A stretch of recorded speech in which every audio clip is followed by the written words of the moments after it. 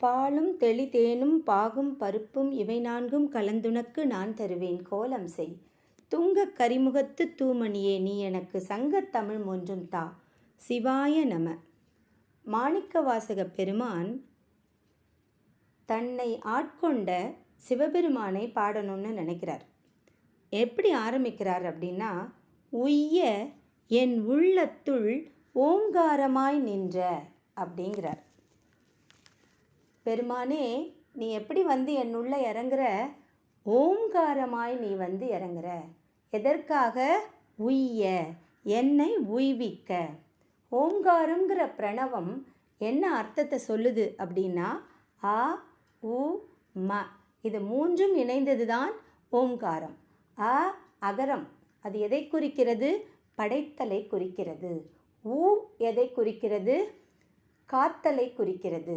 மா எதை குறிக்கிறது? ஒடுக்குதலை குறிக்கிறது. படைத்தல், காத்தல், ஒடுக்குதல், இந்த மூன்றும் சேர்ந்தது தான் ஓங்காரம். நீ எப்படி தெரியுமா என்கிட்ட வந்த? ஓங்காரம் எனும் அடிநாதமாக என்னுள்ள வந்து இறங்கின. அவ்வளவு கருணை உனக்கு. அப்படி வந்து இறங்கின உன்னை எப்படி கூப்பிடணுன்னா, எப்படி தோணுதுன்னா, மெய்யா, நீ அல்லவோ மெய்யான பரம்பொருள், நீதான உண்மை, நீதான முழுதுமான ஒரு உண்மை அப்படிங்கிறார். அடுத்தது என்ன சொல்கிறாரு? விமலா. விமலா அப்படின்னா அழுக்கு இல்லாதவனே, கலங்கமே இல்லாதவனே, தூய்மையானவனே. விடைப்பாகா. விடைப்பாகானா எருதின் மீது ஏறி அமர்ந்திருக்கும் பாகனே. விடைப்பாகன்னா அவர் எருதுதானே அவருடைய வாகனம். ரிஷப வாகனத்தில் தோன்றுபவனே, காட்சியளிப்பவனே. வேதங்கள் ஐயா என, வேதங்கள் ஒன்று நிறைய வார்த்தைகளால் கூப்பிட்டு பார்த்துது. ஆனால் அதுக்கு திருப்தியே இல்லை. கடைசியாக என்ன சொல்லுது? ஐயா அப்படின்னு ஒன்றை விழிக்குது. நானும் அப்படி தான் பார்த்துட்டே இருக்கேன். நீ ஐயா அப்படிங்கிறவர் எப்படி இருக்க அப்படிங்கிறது வேதம் சொல்லுது. ஏன் ஐயா அப்படின்னு கூப்பிட்டுதுன்னா, நீ எப்படி இருக்கியா? ஓங்கி, ஆழ்ந்து, அகன்ற நுண்ணியனே. நீ எப்படி இருக்க? ஓங்கி வளர்ந்துருக்க, உச்சத்தை தொடுற, உயரமாக இருக்க, அண்ணாந்து பார்த்தா கண்ணுக்கே தெரியல, ஓங்கி வளர்ந்துருக்க. அப்போ மேலே பார்த்தா ஓங்கி இருக்க, எங்கள் கண்ணுக்கே தெரியல. அப்புறம் கீழே பார்த்தா ஆழ்ந்து இருக்க, அடியில் இருக்க, ரொம்ப அடியில் இருக்க. அப்புறம் உயர்ந்து ஆழ்ந்து, அவ்வளோதானா? இல்லை, நீ இன்னும் எப்படி தெரியுமா இருக்க? அகன்ற நுண்ணியனே, பறந்து விரிந்து இந்த உலகம் முழுக்க அகன்று இருக்க. அப்போது அது மட்டும்தானா? நீ ஒன்லி பெருசாக மட்டும்தான் இருப்பியா அப்படின்னா, நுண்ணியனே, நீ ரொம்ப கருணாமூர்த்தி. நீ என்ன செய்கிற? நுண்ணியனே, சின்னதா, ரொம்ப ரொம்ப ரொம்ப சின்னதா, அப்படியே டைனியஸ்ட் பார்ட்டிக்கிள் அப்படின்னு சொல்கிறோம் இல்லையா? இந்த உலகத்தில் இருக்கிற ரொம்ப சின்ன துகளில் ஆரம்பித்து அண்ட சராசரங்களில் இருக்கிற எல்லாவற்றிலும் நீ நிறைந்திருக்கிறாய். அதுதான் விமலா, விடைப்பாகா அப்படின்னு சொல்கிறார். அவர் என்ன சொல்கிறாரு? வேதங்கள் அனைத்தும் உன்னை ஐயான்னு கூப்பிட்டுடுச்சு. ஏன்னா நீ ஓங்கி ஆழ்ந்து அகன்று நுண்ணியனாக இருக்கிற. என்னென்னவோ விழித்து பார்த்து நீ இப்படிலாம் இருக்கேன்னு அது சொன்னிச்சா? எல்லா டைமென்ஷன்லையும் பார்த்து பார்த்து பார்த்து உன்னை அப்படியே வர்ணித்து பாடிடுத்து வேதங்கள்லாம். அதெல்லாம் பார்த்தோடனே எனக்கும் உன்னை பாடணும்னு ஆசையாக இருக்குது. வேதங்கள் உயர்ந்தது, உன்னை அப்படியெல்லாம் பாடுது. நான் சாதாரண அறிவு படைத்தவன் தானே, ஒரு அடியார் தானே, பக்தன் தானே. எனக்கு என்ன தெரியுமோ அதை தானே வச்சு உன்னை பாட முடியும். அப்போனா நான் உன்னை என்னன்னு கூப்பிட போகிறேன்? வெய்யாய். வெய்யாய்னா வெப்பமாய், சூடாய், தீபச்சுடராய், நெருப்பாய், அக்னியாய், அப்படிதான் நான் உன்னை பார்க்குறேன். ஏன் அக்னியாயின்னு கூப்பிட்டாரு மாணிக்கவாசகர்? ஐம்பூதங்கள் இருக்கு இல்லையா? நீர், நிலம், நெருப்பு, காற்று, ஆகாயம். இந்த ஐம்பூதங்களில் முதல்ல தோன்றினது ஆகாயம். ஆகாயங்கிறது ஒரு வெளி, அது கண்ணுக்கே தெரியாது. அது வல்லவோ சிதம்பர ரகசியம்.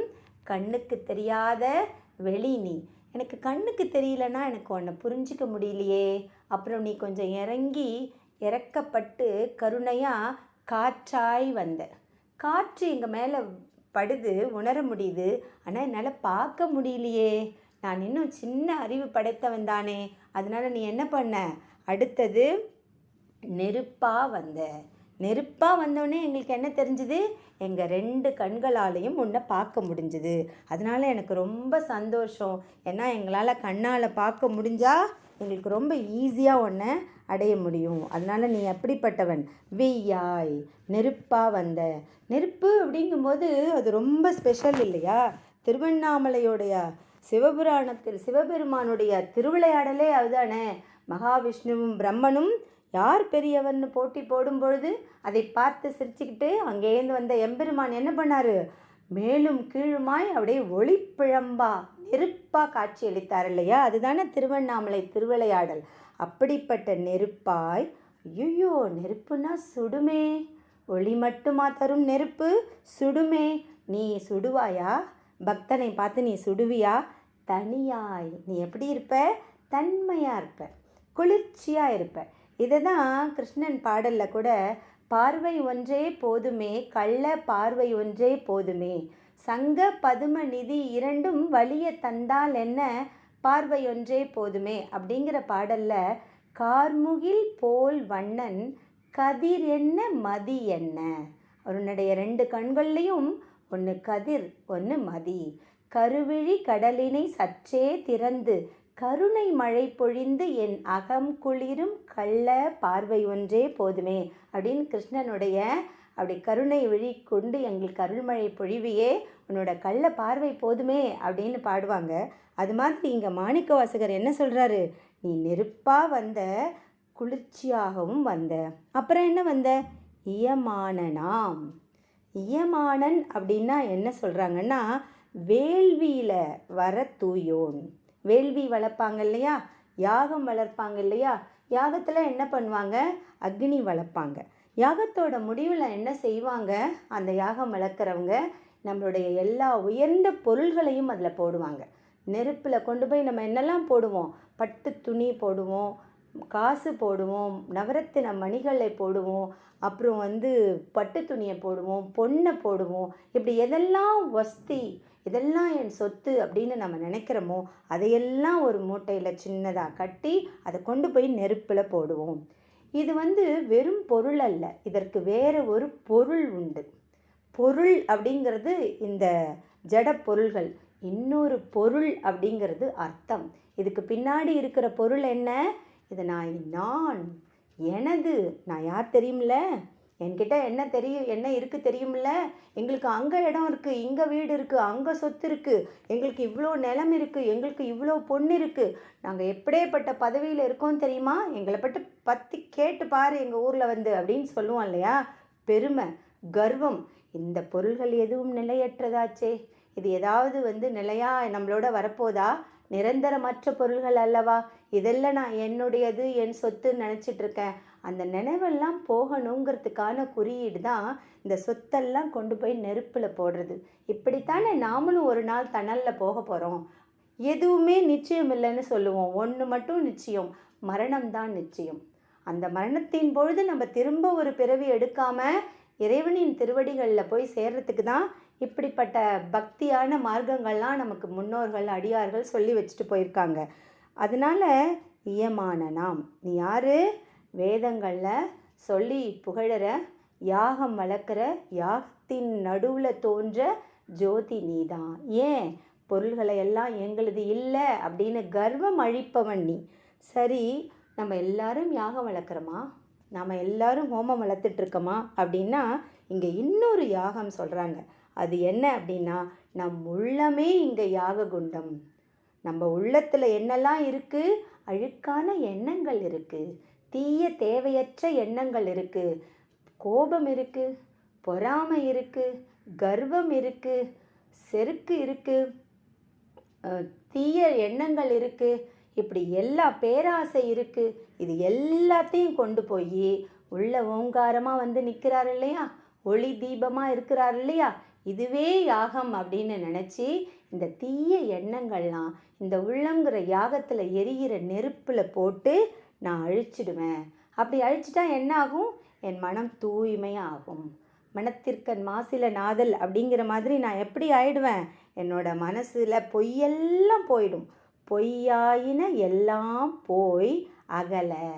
எனக்கு என்னுடையது என்னுடையதுன்னு நான் நினைக்கிறேனே, அந்த சொத்தும் என்னுடையது அல்ல. என் உள்ளே இருக்கிற தீய குணங்கள்லாம் நான் நெருப்பில் போட்டு எரிச்சிட்டேன். அதனால் பொய்யாயின எல்லாம் போயிடுச்சு. இப்போ என்ன இருக்குது? என் மனசு முழுக்க சுத்தமாக இருக்குது. அதனால யார் வந்து தங்கலாம்? நீ ரெடியாக வந்து தங்கலாம். அதனால் நீ என்ன பண்ண? வந்து அருளி, நீ எனக்குள்ளே வந்து இறங்கி அருள்மழை பொழிந்தாய். நீ எப்படிப்பட்டவன்? மெய்ஞானம் ஆகி மிளிர்கின்ற மெய்ச்சுடரே. நீ அல்லவோ மெய்ஞானம், நீதானே எல்லாமே நிரந்தரம், நீ மட்டும்தானே எங்களுக்கு மெய்ப்பொருள். என்னோட பக்தியில் மூழ்கி வந்திருக்கியே நீ. மெய்ஞானம் அப்படிங்கிறதும் மெய்ச்சுடர் அப்படிங்கிறதும் ஒன்று தான். ஏன்னா அதுதான் நம்முடைய மனசுக்குள்ளே இருக்கிற அறியாமைங்கிற இருளை போக்கி மெய்ஞானம்ங்கிற சுடரை ஏற்றி ஞானச்சுடரை ஏற்றுறார். அதனால் மெய்ஞானமாகி மிளிர்கின்ற மெய்ச்சுடரே, உண்மையை உணர்த்த வந்த மெய்ப்பொருளே, மெய்ஞானமாக ஒளியை வீசும் மெய்ச்சுடரே, உண்மையான பரம்பொருளே, உண்மையான பேரொளியே அப்படின்னு மாணிக்க வாசகர் அப்படியே தன் பக்தியில் மூழ்கி கரைஞ்சி உருகி குழைந்து மகிழ்ந்து நெகிழ்ந்து சிவபெருமானை விதவிதமாக விழித்து போற்றி அகம் மகிழ்கிறார் அந்த அடியார். இந்த மாதிரி மெய்ஞானமாகி மிளிர்கின்ற மெய்ச்சுடரே, பேரொளியே அப்படின்னு அவர் வணங்குறார் இல்லையா? அவரையே நாமும் வணங்கி அருள் பெறுவோமாக. திருச்சிற்றம்பலம், திருச்சிற்றம்பலம், திருச்சிற்றம்பலம்.